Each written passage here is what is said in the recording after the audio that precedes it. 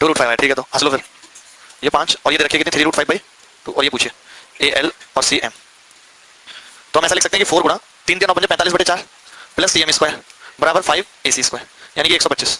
4 से गुणा करेंगे तो ये 4CM² कितना आ गया 125 माइनस 45 बराबर 80।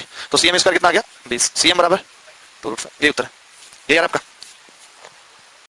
ऐसे की तैयारी में आ गया। एक बात लिखनी है आपको नोट बना के कि if the medians of, median की बात चले तो ये बात भी लिखने की, if the medians of right angle triangle, if the medians of right angle triangle forms another right angle triangle, forms another right angle triangle और follow Pythagoras, बात एक और follow Pythagoras। यदि किसी समकोण त्रिभुज की माध्यिकाएं, यदि किसी समकोण त्रिभुज की माध्यिकाएं, यदि किसी समकोण त्रिभुज की माध्यिकाएं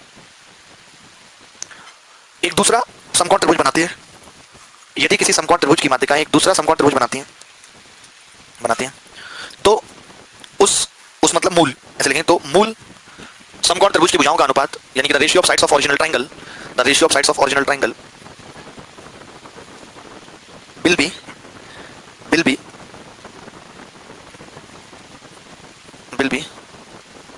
in the ratio 1:√2:√3। अगर आपको किसी ने बोल दिया कि एक समकोण त्रिभुज है, एक राइट एंगल ट्रायंगल है और उसकी माध्यिका 3 4 5 है, तो उसकी भुजाओं का अनुपात बताओ, तो क्या होगा? डायरेक्ट बता दोगे कि नहीं कि अगर किसी समकोण त्रिभुज की माध्यिकाएं 3 4 5 है, 5 12 13 8 15 17 है, तो गारंटी है इस बात की कि उस त्रिभुज की भुजाओं का अनुपात क्या होगा 1:√2:√3। बात समझिए कि नहीं? मैं इस बात को प्रूफ करके भी बताता हूं ताकि आपको याद रहे, कोई कंफ्यूजन ना रहे।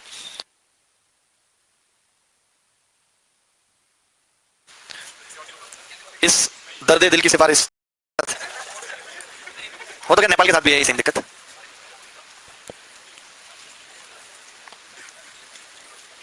अच्छा उसमें वो तो दिखा रहे हैं कुछ अंदेशा की इतने से इतने बजे तक शुरू होने की संभावना है, ऐसा कुछ देख के बताओ यार, हिम्मत टूट रही है ऐसे तो।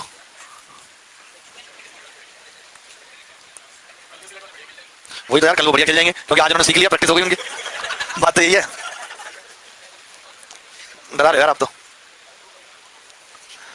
अब आप बताइए जो माध्यिका AD का स्क्वायर है वो कितना होगा, तो आप बोलेंगे जो AD का स्क्वायर होगा A² प्लस 2B², 4B², ठीक है ये होगा। और BE का स्क्वायर कितना होगा B² प्लस 4A²। अच्छा CF का स्क्वायर कितना होगा C²। आपको पता है CF आधी होगी AC की, शॉर्टेस्ट मीडियन आधी होती है ना हाइपोटेनस की, भाई बता रखा है C²। आप ये बताओ CF, अगर मैं इन तीनों माध्यिकाओं से एक त्रिभुज बनाऊं तो किसी भी स्थिति में CF हाइपोटेनस हो सकता है? CF नहीं होगा, क्योंकि CF शॉर्टेस्ट मीडियन है, या तो AD होगा या BE होगा। तो मैंने मान लिया कि AD हाइपोटेनस है, तो इसने भी यही कहा था कि पाइथागोरस फॉलो करती है ये। अगर ये पाइथागोरस फॉलो करेंगे दोस्त तो ये लिख सकते हैं। तो AD² कितना आ गया A² प्लस 4B² बराबर B² plus 4A² plus C²। कोई बच्चा C², तो AD² कितना आ गया A² प्लस 4B² बराबर B² plus 4A² plus C²। कोई बच्चा C² का मान बता सकता है? C² बराबर है, नहीं 4 से 4 तो कट जाएगा भाई, ठीक है। तो यहाँ रख दिया हमने A² प्लस B² इसकी जगह। तो अब आप पाएंगे कि A² से A² कट जाएगा और ये 4A² बराबर आ जाएगा भाई 2B², यानी कि B बराबर √2A, क्योंकि यहाँ से B बराबर आ गया 2A²। तो बच्चा बता सकता है अगर B बराबर 2A² है तो C बराबर 3A² होगा या नहीं होगा?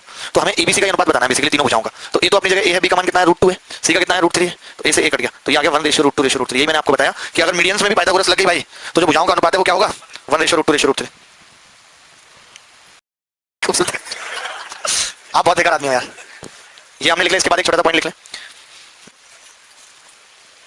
Similarity in right angle triangle. समकोण त्रिभुज में समरूपता कैसे लगाते हैं?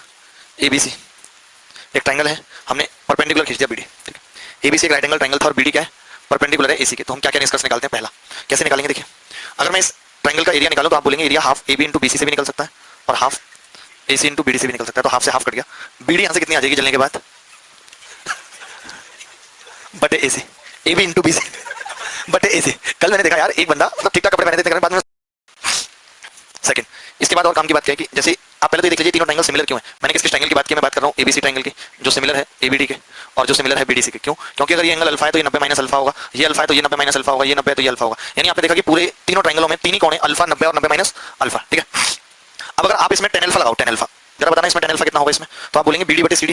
अच्छा इसमें tan अल्फा कितना होगा यहाँ से AD बटे BD, AD बटे BD होगा। तो मैंने दोनों बराबर कर दिया, तो यहाँ से BD² कितना आ जाएगा AD इंटू CD। ये बात याद रखनी है, नंबर 3 पॉइंट। क्या बोले समझ आ जाएगा? cos अल्फा क्या होगा? cos अल्फा बराबर CD बटे BC और पूरे में cos अल्फा क्या होगा BC बटे AC। तो यहाँ से CD कितना आ जाएगा CD बराबर आ जाएगा BC² बटे AC। अगर यहाँ पे निकालें ये चीज, यहाँ पे sin अल्फा निकालें तो क्या होगा sin अल्फा, तो आप बोलेंगे sin अल्फा होगा AD बटे AB और पूरे ट्रायंगल में sin अल्फा AB बटे AC। तो यहाँ से ये कितना आ जाएगा AD बराबर AB² बटे AC। देखिए ऐसे याद रख लीजिए कि जब ये निकालना हो ये, तो ये निकालना हो तो इसका स्क्वायर बटे ये आता है। अब ये निकालना हो एडी, तो एडी किसके साथ है, एबी के, तो एबी स्क्वायर बटे एसी आता है। अगर मैं इन दोनों से लिखना चाहूँ कि सीडी और एडी का अनुपात क्या होगा, तो डायरेक्ट लिख सकता हूँ बीसी स्क्वायर अनुपात एबी स्क्वायर होगा। सीडी और एडी का अनुपात, आपको पता है कि सीडी और एडी जिस अनुपात में है उस अनुपात में ही इनका एरिया होगा, क्योंकि जो बेस का अनुपात होता है वो एरिया का, तो ये अनुपात पता है किसका और होगा, बीडीसी का एरिया अनुपात एडीबी का एरिया। तो इतनी सारी बातें हमने सीखी एक चीज से। हमने कहीं सिमिलरिटी लगाई नहीं, भले ट्रायंगल सिमिलर थे, भले ट्रायंगल सिमिलर थे, लेकिन हमने सिमिलरिटी नहीं लगाई। अजीब आदमी भाई लगा, मजा ले रहा है। तो Nandini, I want to know that कि in your area if people is getting over age and marriage is not done, then people will tease him or her or not, no, but here you will see people tease me, मतलब तो there are different culture here. Okay, ये मैं जानना चाहता था, जान लिया मैंने। ये तीन है, ये चार है, और यहाँ से परपेंडिकुलर खींच दिया।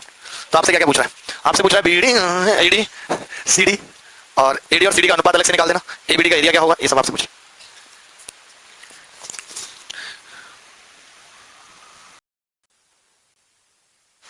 देखिए बीडी ये 5 होगा तो बीडी कितना होगा, 3 गुना 4 बटे 5 12 बटे 5 ये होगा। एडी कितना होगा, एडी आप जानते हैं 3 का स्क्वायर बटे 5 9 बटे 5। सीडी कितना होगा, 4 का स्क्वायर बटे 5 16 बटे 5। हम जानते हैं एडी और सीडी का अनुपात 3 3 9 4 4 16 होगा, तो यही एरिया का अनुपात होगा। तो यही एरिया का अनुपात होगा 9 और 16 का। तो मैं कह सकता हूँ एरिया पूरे का 9 बटे 25 हो, एबीडी का जो एरिया होगा पूरे का 9 बटे 25, तो पूरा का कितना है, तो 54 बटे 25 आ जाएगा। ये समझिए 9 बटे 25 कैसे लगेगा, क्योंकि 9 16 में बटेगा एरिया। अब एरिया का 9 16 में बटेगा नहीं, पूरा 25 और ऊपर का 9 होगा, तो 9 बटे 25। बोलो बोलो कोई तकलीफ, ला ला ला।